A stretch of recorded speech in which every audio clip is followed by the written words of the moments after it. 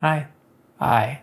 Survival mode versus hypervigilance. And how I'm stuck in both. This one's been hard to start. I'm literally feeling it. In fact, one of the hardest parts of making this was figuring out where they are different, where one ends and the other one starts, because it just feels like a constant everything. And when I say how I got stuck in it, I don't mean like recently I got stuck in it. It's recently I discovered that this has been having complete control over me my whole life. Since childhood. Usually I make these videos because I've learned about the thing, because I've kind of gotten over it. And in this case, what's felt so scary about making it is that I don't feel like that yet. Up until yesterday, I guess. Take everything I say with a grain of salt, and I really hope I don't get it wrong. They've been very similar to me, survival mode and hypervigilance, and I have been in a constant state of both. Let's start with survival mode because I think it's the simpler one to break down. Survival mode is what comes to me as zombie mode. It's literally just functioning, just doing bare minimum. And you're kind of numb, full shut down, but your body just kind of going through the motions and your brain's kind of checked out. Your emotions are checked out. Survival mode shows up usually if things are too heightened. Things will bring it up, right? You'll get to a point where things are there. I say you, but it's me. I'll get to a point where the pressure for a thing or the thing itself feels so high and suddenly I'm out. Suddenly it literally feels like a wall was built here and everything below that is gone. My brain can't come up with shit. Suddenly I have no memory. Suddenly I have no way to discern between things. Suddenly I don't know what thoughts to even use to make sense of everything because it's all gone. It's the body. Brain goes into this bare minimum functioning. Maybe the equivalent of battery mode on a phone. It usually like stops refreshing every single app and it only focuses on like what it needs to save your battery. It's kind of that. Finding the least amount of resources needed and just doing what it needs to do to survive, to finish the day, to get through the day. A lot of the times that's it. I just want to get through the day. I just want to finish today and go to sleep. And then tomorrow, whatever, I'll fucking deal with it again. But it's kind of this never ending thing. Even my resilience, which was a video I made recently, is survival mode too. It's this, no matter what, I gotta keep doing it. So on one end, I can say that I have this strong resilience about it, which is true. But on the other end, it's even if I didn't have the resilience, my body and brain just go through the motions and just keeps going. It just keeps trying. That's why I think it doesn't feel like a compliment to me when people say, oh, you're very resilient. Chris, my best friend. Yes, I get to bring it up now. I forgot to bring it up in the resilience video, but my best friend told me that. That was like a very big compliment. And yet there was a part of me that was like, yeah, it's just how I do. A part of me that didn't even see that resilience and those chain of actions that I do every single time to come out of whatever shit as anything more than just surviving, as anything more than the bare minimum I gotta do to get through the day. There's a side of survival mode that's very useful. The part that does what needs to be done and just kind of gets through it. And then there's the other part that kind of is not helpful. For example, when I am struggling making Quinn audios, when I'm having all these emotional intimacy issues and I can't bring myself to make an audio, and I talked about that in the betrayal video, to a point where if you had logic, if logic could get involved, my brain could have said, hey, you're about to be in financial trouble. Cut that shit off. But no matter what, even though I did say all those things to myself, it was just shut away. It wouldn't come. I couldn't do a single thing, no matter how bad I wanted it. Everything else is too much. Bare minimum. Gotta do just what needs to be done to survive. Zombie mode is really the best way to describe it, at least to me. Another aspect of the survival mode too is this feeling of never having any energy. You're always depleted. There's just always nothing. I can't muster anything.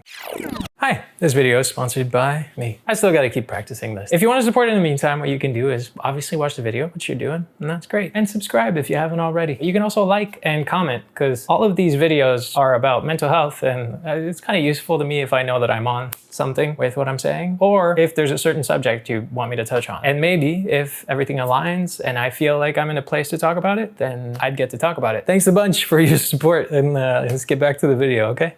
As I've been thinking my way through survival mode and hypervigilance, and I'm saying like this has been something I'm thinking about for 3 weeks now. I've been getting flashbacks to my childhood, which are really rare because a lot of it feels shut away, which is also a part of survival mode. Shutting away anything that is a trigger. Your brain kind of does it on its own. You can't control that, sadly, because otherwise I would only shut away the bad and I wouldn't shut away any of the good memories. But usually everything that's from my childhood is kind of locked away. And I've been getting flashbacks. And sadly, in this case, they've been not great flashbacks to get, but they've really shown shown to me how much it was already a thing then, how much I was already in survival mode or hypervigilant then, how much I needed that at that time. Hypervigilance, while it can be together, is kind of fucking the opposite. Hypervigilance has the word hyper in it for a reason. Hypervigilance is this scanning of everything, always. You could take it literal and really thinking I'm vigilant of everything around me, any danger. And danger can be physical, it can be emotional. I realized, and this one has been the biggest shock, I realized that I've been in that state my whole life. That my brain never shuts up. Yes, there's the ADHD aspect, but my brain never shuts up with the specifically danger things, with what's a threat to me. Everything in my environment. I know where the exits are, I know where everyone is. I'm picking up everyone's energy, picking up the response to any of my actions or words. My brain is picking up all that and it doesn't know when to filter. I think that's when the ADHD doesn't help on top of it, because that's what ADHD is in a way. It's not a lack of attention, it's the opposite. It's a lack of knowing how to focus it. So you're just always taking in everything. But in this case, in hypervigilance, you're taking in everything and assessing it as a threat and looking for constantly what's going to go wrong here and there. Hypervigilance is constantly waiting for the other shoe to drop. Where survival mode is, I need to make it to the end of the day. I just got to get through everything. Hypervigilance is, I will not get through a single thing unless I know everything. Everything is dangerous and I must know, and I must figure my way through that as peacefully as possible, as low stakes as possible, which in the end just makes the stakes really high. Sometimes in real life and sometimes not at all in real life, and just in here. When I said in previous videos how my brain's just really amazing at connecting dots, and then sadly those dots end up being true a lot of the times, that's where that comes from the constant analysis of threats, of dangers. And so my thoughts will usually always be suspicious in whatever way that I could get hurt. They'll go in that direction. And then I myself have a round of fighting those thoughts as much as I can. And then usually when they come to be proven right, on one end I'm happy because I'm like, I knew it. On the other end I'm not, because I'm like, fuck, why was I right again? I think an important thing to say about both of these, because it's easy to just talk about how shitty it is to be stuck in both, those responses were useful at some point. They are an actual incredible tool that your brain came up with to make you survive,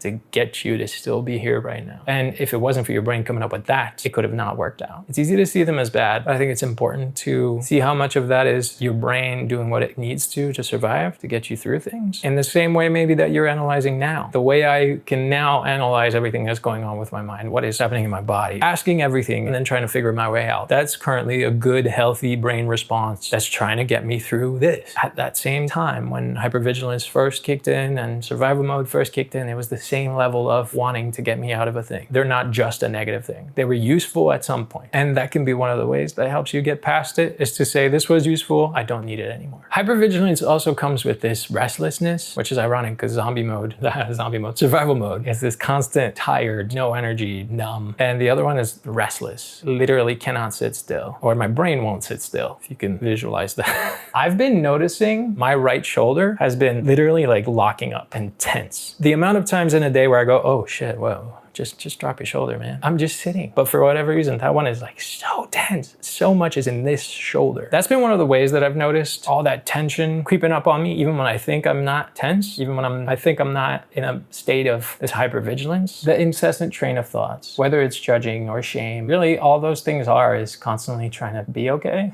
trying to find what's right for me. I want to give you an example that I've been dealing with recently. Mocha broke her dew claw, her doer, and I had to take her to the vet. I had like 3.5 hours or whatever to wait, and I put a sock on her and she hates wearing anything. And then she laid down and then she fell asleep right there. And I kept looking at the hours knowing I have to somehow make it to that appointment. I have to figure out how to fill that time. And something bad happened inside me. I was right back to trauma land. My breath was shallow. My heart was fucking pounding. My mind was racing like crazy. I was tense because I didn't want to move a single muscle, because what if I woke her up? In my head, it was so hard for her to fall asleep, and I really need her to get through those hours until we're at the vet where she can then be better, that my brain was locking in a whole thing I had to do. Don't fucking move an inch, nothing. Don't breathe too loud. Don't breathe too much. As shallow a breath as you can. Heart fucking pounding out of my chest. My brain was thinking everything. And it was either don't make noise or don't have complete silence. And I caught myself in that moment because this brought back all those moments when I was young and my stepdad would be walking through the hallway. From the sound of the footsteps, I could tell if it was going to be a bad one or a good one. It brought that up. That was exactly that feeling. The shallow breath, the heart pounding, the mind racing, everything that I shouldn't do, that I had to disappear. I had to not exist as much as I could so that he would be maybe okay. And I was doing the same for her when the stakes were definitely not that level, but that's where I was brought back. And I was really noticing it because it was so fucking loud in my head. I would love to tell you that through talking with ChatGPT, I got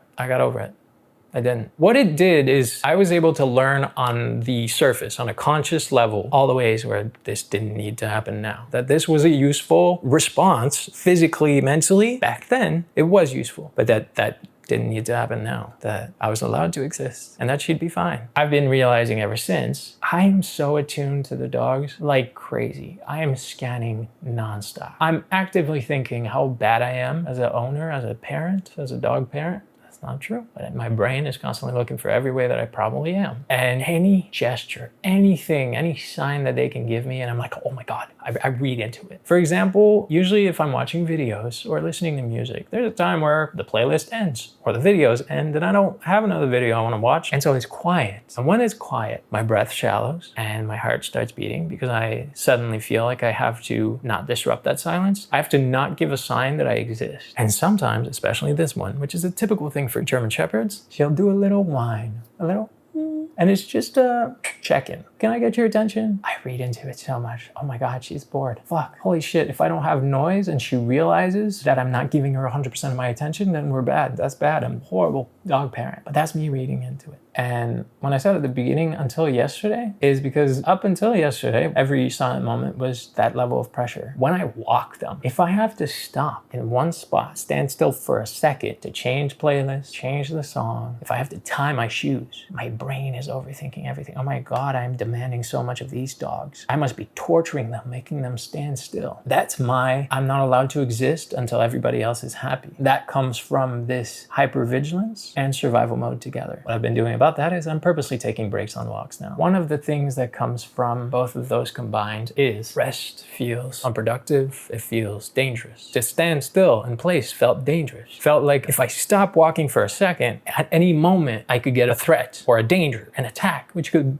just literally be the dog being bored in my case is an attack. The dog wanting to move and being mad at me for stopping is an attack. Or someone judging me for stopping and looking at my phone is an attack. My brain has a hard time with stopping. I have my favorite bench that I love to go to. For me, sitting at that bench for an hour, peak, because I'm people watching. I'm just resting. But now every time I'm at that bench, there's a thought in the back of my head, fuck, what about the dogs? They're home. I didn't take them. Oh, I must be so shit. But if I take them, we only get to stay 10 minutes and I need more than 10 minutes. Dogs need to be bored, just like you and I need to be bored, because that's where we learn how to regulate. In boredom, we can lower the amount of stimulation, the amount of heightened everything can be lower. And then we can actually breathe a little deeper and our mind doesn't have to race. And what I did yesterday that was so incredibly different, a whole day of not talking to the dogs with words. My only ways to communicate with them was sound cues or physical indications. Some trainer pointed out, you know, the people that always struggle the most with the communication with their dogs are the people that won't shut up. And I was like, fuck you. Like, I'm always talking because I have ADHD, you know, I just always talk, even if there's no one in the room. That was my thought. But their behavior has been pretty heightened. So I was like, fuck it, let's try it. I need to actually learn how to chill when it's quiet. I need to not try to match that heightened always. And I need to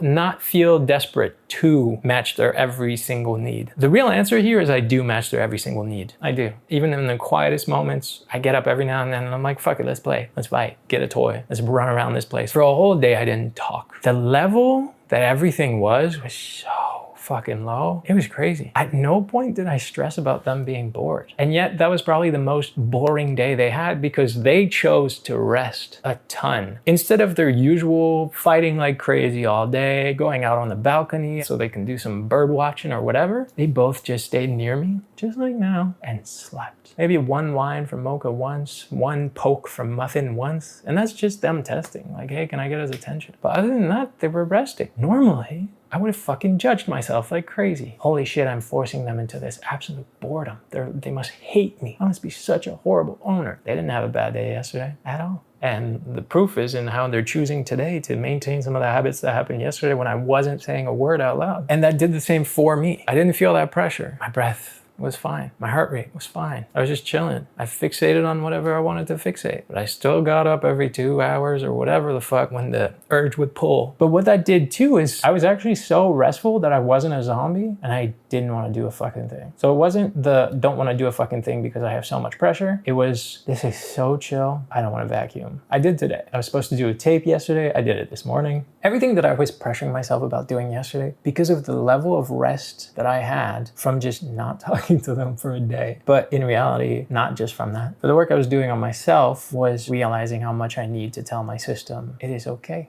to relax. One of the tools that I got was to touch my body in different parts and say, this part is safe. This part is safe. This part is allowed to slow down. This part is allowed to relax. This part is allowed to not have tension. This part is allowed to slow down. This part is safe. There is no danger. Actively reminding myself that there's no reason for my body to be in that fucking heightened fight or flight, constant hypervigilance. The not talking to them led to that. Up until yesterday, I'm telling you, that felt impossible even. I literally struggled making this video until now because I was like, man, I literally have no answer. I don't have a solution. I know what's better, but I'm not able to fucking put that into practice. Now I kind of do. I kind of get it. Rest feels unproductive or dangerous. I didn't realize how crazy that one was because I was convincing myself that I am resting, that I am doing all this work on myself and I am allowing myself to rest. I do go to the bench. I've been going to the bench for years, so clearly I've been allowing some rest. Yes, but it never came without that shame. Rest or standing still, being quiet feels dangerous. In my case, if I lowered my defense, that was a moment where I didn't know if anything could happen. So that's why rest doesn't work. Now it does. That's why there's been this resistance towards rest. How bad or how dangerous it feels to not have your walls up. Now, one of the ways that that's actually easy to miss out on is because in today's society, constantly going, constantly being on feels like success. It's not. Success is literally being able to turn off, being able to have that switch, turn that shit off and disconnect. One of the biggest things, and that is one that really pointed out to me how crazy it is, my hypervigilance and my survival mode, the inability to plan a future, to plan ahead. Yes, I have ADHD and we have time blindness, and I genuinely can't tell you what I'm doing next week, but I don't picture a future. My whole life I kept thinking, even saying out loud, I don't think I'm gonna live to be old because I can't picture it. I can't picture myself 40. That's 10 years. I think I'll make it to 40 because of survival mode and because of hypervigilance. Being so locked into survive now, my brain has no energy to put towards envisioning a future. Picturing myself at 40, picturing myself at 50, what my life would be like then. I'm blind. It's everything dark. Can't picture a fucking thing. So I kept thinking I'm just gonna die. That's probably why. But according to those thoughts, I should have been gone a while ago. So I made it further already than I thought I would. I guess from even that disconnect that happens, it comes with a massive mind and body disconnect. It's really crazy because I can't tell you a lot of the times what I'm feeling in my body. I'm only realizing every now and then that fuck, my shoulder's tense as shit. Oh wait, just drop it. My brain and my body do not feel connected. When I have to ask myself why I'm breathing so fast and having that connection, being able to communicate to my body, hey, slow down, doesn't work. Cool, okay, you have the survival mode, zombie mode, and you have the hypervigilance, probably soldier mode. You're always on, always ready to go, always looking for the next threat and where is it? And cool, I have to be on the defensive always and see every potential outcome and then follow the best plan of action and oh shit, I probably am wrong about that plan of action too, so I should figure out 5 more. And then living in a state of both.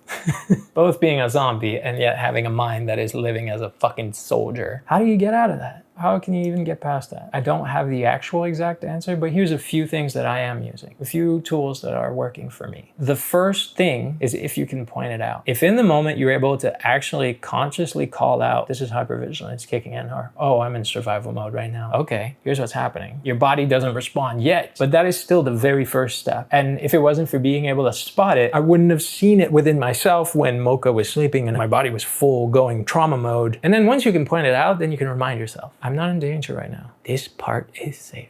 This part is safe. This part is safe. This part is allowed to slow down. This part is allowed to slow down. It is safe. Having that. And once you realize, pointing it out first, then after that, you can try to get yourself back, get back to yourself. One of the tools I used as well was trying to figure out what part of my day felt like a neutral part. Not like a good, not like, ooh, what part of my day felt the best. What was a real neutral where my mind wasn't racing? And I couldn't come up with an answer for days until I realized the one part of my day that is neutral is when I wake up in the morning. The dogs aren't awake. They're chill at sleeping in bed, which is So great. And so I don't feel like the pressures of the world have kicked in yet. My alarm is technically an hour earlier than when I really want to be out of bed. That moment in the morning where I wake up and then before I reach for the phone or as I'm watching TikToks and the dogs are still sleeping, until those thoughts start to creep up on like the pressures, like, right, hey, how many hours has it been since I took them out last night for their last poop? That part of the day, because I know I don't have to get to the things that I have to get to, no matter how fucking pressured I am. And the dogs aren't my immediate need either. That's the one part of the day where I feel neutral. And then once I pointed out that feeling, that moment of neutral, and after that comes down to, can I bring myself to be in that state at other moments? Can I put my phone away? Usually what I do when I'm resting is sadly pulling out my phone and watching TikTok. A lot of the times lately, I've been just sitting down with the dog, purposely putting my phone away and looking out. I mean, I have a great balcony, so it's great. But just sitting down and doing nothing and trying to channel physically that feeling of neutral that I get in the morning. Nothing needs me. There is no pressure right now screaming at me. Oh, but remember, you're gonna have to do this? Yeah, I will. I will when it comes. I'm in neutral right now. And I think the more you do it, the more you can do it. The more you practice, right? The stronger a muscle gets. And that's a muscle to work on, the neutral state. And the neutral state is literally a state of non-hypervigilance and non-zombie mode. It's just neutral.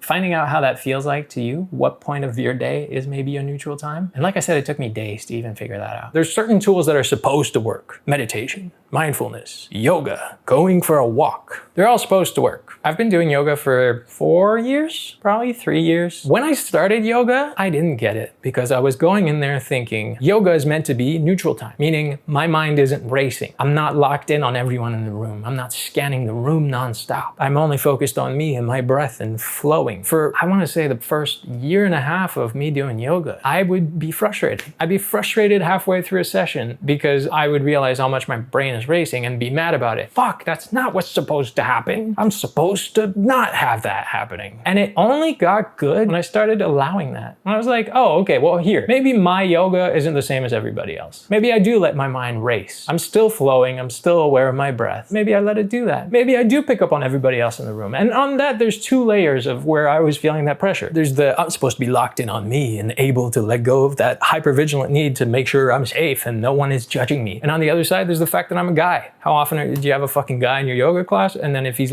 not even just looking around, literally, I feel like if I look in a direction, I'm like, oh, I must be insulting someone. Someone must be really mad that I'm there. There were so many layers that were telling me, do not have any fucking awareness of any other being in this room other than me and the teacher. But then at some point I was like, fuck it, man. We're all here. We're all in this room. I can laugh if something's funny. Others are laughing too. I can look around. Meditation, I have tried on and off forever, but because my mind is racing all the time, usually it races past meditation. My form of meditation is the bench. Do you have to find a bench? No. What it is at the bench, I'm people watching. This specific bench is in front of a bike path, a walking path, and a body of water. So I have layers and layers of shit to look at. What that does, sitting at the bench and people watching, in my theory, that's a form of EMDR. It's a form of therapy where you usually follow pen or finger in different places, and it allows you to deal with whatever you're dealing with, to think through that without having the amygdala fire up like crazy. It's a form of that. I'm not saying it's as effective, but it's a form of it in my theory, because your eyes are constantly going.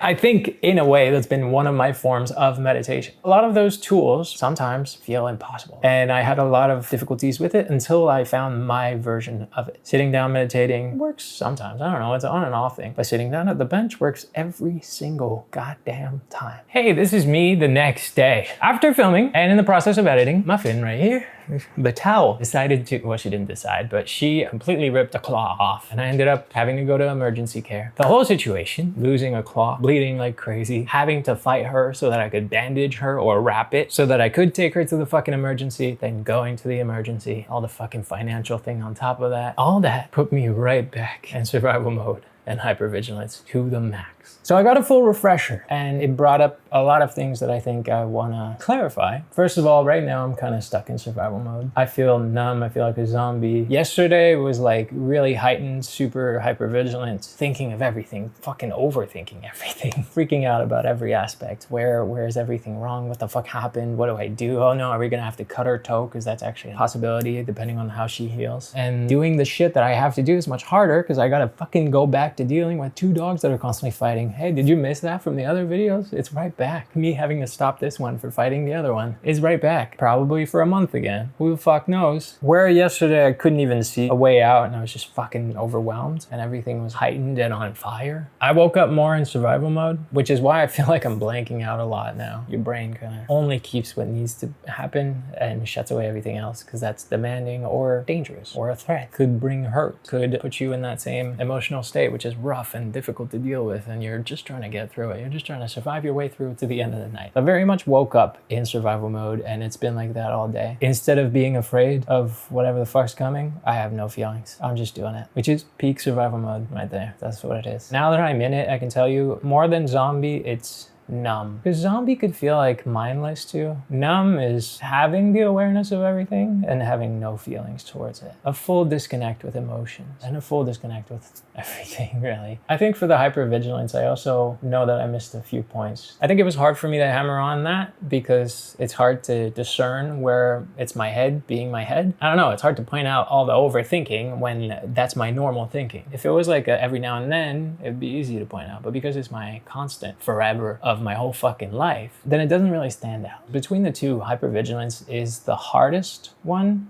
on me at least, because because survival mode is numb. So it's not that hard in itself, whereas it's more hard in the consequences that it brings. Survival mode kind of affects your relationships, your friendships, your bonds, whatever, your family relations. You're socializing. It affects that. It affects your job. It affects your happiness. It affects your routine. It affects how well you take care of yourself. I can tell you when I'm zombie mode, this place does not get clean. It barely gets clean, honestly. That's one of the things that I struggle with. Not only with the fact that I have ADHD. And then usually that spirals because the dirtier the place is, the more I feel like I have no control over my life. And then the more I fall into survival mode because I have no control over my life. And so I just numb out. So there's a lot of vicious cycles happening, but that's kind of the survival mode aspect. And it feels easier because it's just plain. It's just there. It just is, and you're kind of feeling okay with it, you know? Hypervigilance is the equivalent of war in my brain. Forever in my life, I've said that my worst enemy is my own head, it's my own brain. Nothing else is attacking me as much as my brain is. Even if it started from someone else attacking me and then my brain kind of taking it and fucking running with it. Now no one else is, or even if they are, my brain's doing twice, if not 10 times more work than they are at attacking me. And in putting myself in a constant state of fight or flight, because that's what it does. Hypervigilance, it's not just that I'm overthinking every threat around. And when I say threat, I think there's the obvious hypervigilance for a physical threat, for someone in the room that could do something in the room that could cause something and I don't know, fucking could go bad. I should still point it out, kinda, but to me it's more obvious. And where I fall is much more the emotionally dangerous aspect. And that's where I'm scanning, because I guess a lot of my trauma is emotional trauma. Physical things I'm always aware of, but the ones that are nagging at me the most, it's much more about the emotional dangers happening around me. How I socialize, what situations I'm in, what's the environment, everything that is in that environment, what anyone's thoughts could do to me or towards me or could mean or whatever the fuck. It's this really never-ending cycle of reading and scanning and reading and taking in everything, which is super fucking draining. It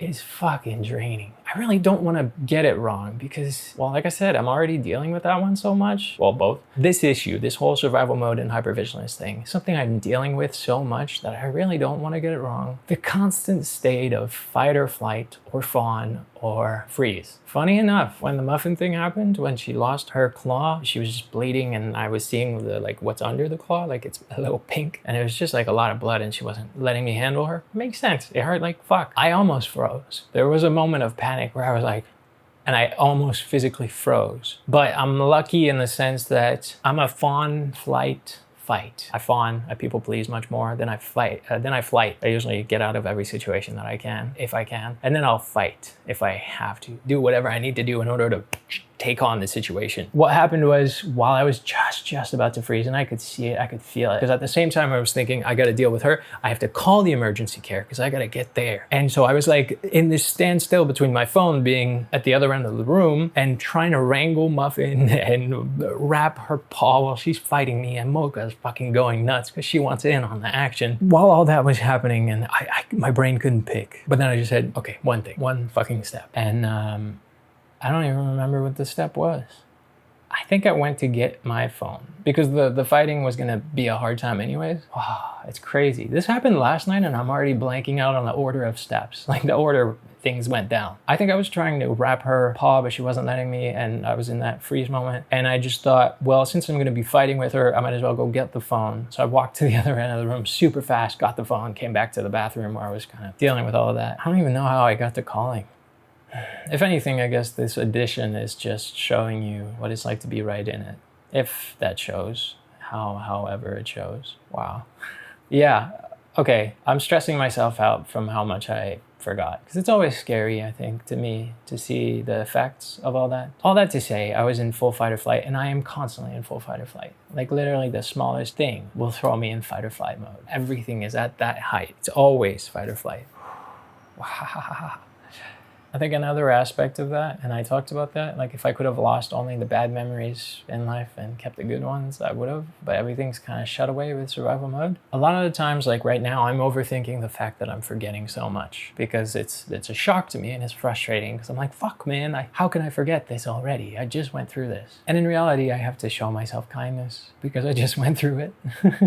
But the shock is usually because I'm sad. I'm sad that it happened again. I'm sad to see how bad it is. Same for the whole mocha scenario that I talked about. Realizing that it brought me back to being afraid of my stepfather walking down the hallway because I don't have memories much. How strong that reaction was shocks me because I'm like, how bad was it when I was a kid? How bad was it that this is the response and this is how insane, and that I have a blank, that nothing comes up, that even the memory I describe of him walking down the hallway is like a vague ass memory. It's not even a set memory. I have set memories of certain bad events. I have fucking clear ass memories, but this one, maybe it's because it happened so much that it's not one memory. It scares me a lot to see that effect of survival mode, the forgetting, the shutting away, the losing it. I think it scares me the most just because I'm someone that's been trying to fight it. Because obviously it's a helpful tool. It's a very, very helpful tool in the moment. But when it's way past it, when I am safe, I want to be able to let go of that. I want to be able to keep my memories, not go zombie mode. I think where my issue is right now with survival mode and hypervigilance is that I want to let it go. That's all I'm trying to do in dealing with it. I'm trying to let go of that. I understand how useful it was at the time, and I'm trying to say, I don't need this. I'm okay. I can handle this. And in fact, it usually makes situations harder to handle because I fall into those old habits. It's not as easy as just saying, hey, go away. But I do have to say, hey, go away when it shows up. Since yesterday, or / in the video, in this video, I talked about the day where I didn't talk to the dogs and how all our systems were kind of lower and chilled, and I actually felt more at peace. Today, because Muffin has to sleep a ton and she can't really walk much, I took a long walk with Mocha, and partway through the walk, we found a place under a tree and we laid in the grass. And usually if I have both of them, that's a pain in my ass. I still do it, but it's a pain in my ass because I got to get both of them to not play, not fight, not try to eat every fucking thing in the dark. But with just one, it's easier. And I decided to not just sit down, which I normally do, and lay down. And the moment I laid down, and when Mocha matched that, and I knew that Muffin was here sleeping with the cone, I was able to let go of everything, of the current survival mode I'm in, of the fucking hypervigilance. For that moment, I just looked up at the light, like the sky, through the tree, through the leaves, and I had Mocha laying next to me. I was able to breathe. And I'm telling you this because already, this being, I don't know, maybe the third day by now that I'm really learning to chill my system out, it's effective. It feels really effective, and that's good. I'm gonna end it with this. If you're someone that struggles with survival mode or hypervigilance or both, I want you to know that this was useful at some point and that you are allowed to let it go if you are safe now. That's up to you to figure out. I obviously don't know your situation, but finding every way that you are safe and using that as a confirmation to remind your body that it doesn't need to hold on to the survival mode and the hypervigilance, and having little moments of rest here and there to find neutral, not just good, because that's one of the traps we put ourselves in. We want good, and then what happens when you're constantly aiming for good is hypervigilance kicks in because it judges it. There's no way it's good enough. Oh shit. So and then the spiral starts and you can't be good. But neutral is good. And that's kind of the goal. So if you feel just meh, that's good. As long as it's not meh, you know? If you feel okay, that's neutral. I really hope all my points came across right. I know I'm gonna be mad that I forget a ton because I bet I fucking did, even though I recorded this in 2 sittings now. I just know that I'm gonna be editing and be like, oh, for fuck's sake, I forgot this point. But either way, if you wanna hear me talk about about more stuff, then you can click right here and watch this next video. And remember to subscribe if you haven't already, and leave a comment to let me know whether you are dealing with this or something else you want me to talk about in the future. On that note, now I'm gonna go deal with everything I'm dealing with. Have a good rest of your day.